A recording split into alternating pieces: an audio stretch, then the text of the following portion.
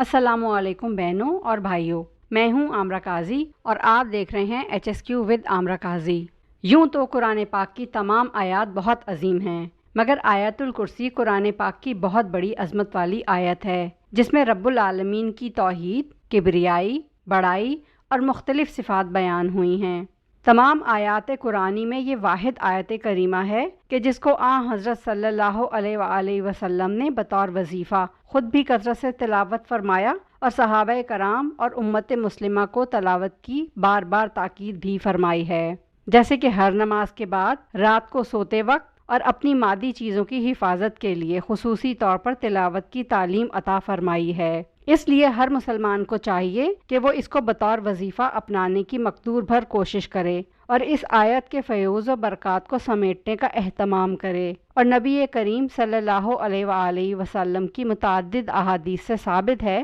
کہ یہ آیت الکرسی قرآن پاک کی عظمت، اور نبی کریم صلی اللہ علیہ وآلہ وسلم کی متعدد احادیث سے ثابت ہے کہ یہ آیت الکرسی قرآن کریم کی عظیم ترین آیت ہے، اس لیے کہ اس میں ذات باری تعالیٰ کی توحید، اس کی عظمت اور اس کی صفات کا بیان ہے۔ حضرت ابی بن کعب بیان فرماتے ہیں کہ رسول اللہ صلی اللہ علیہ وآلہ وسلم نے فرمایا کہ آیت الکرسی قرآن کریم کی عظیم ترین آیت ہے، اور حضرت انس بن مالک سے روایت ہے کہ رسول اللہ صلی اللہ علیہ وآلہ وسلم نے فرمایا کہ آیت الکرسی 1/4 قرآن ہے۔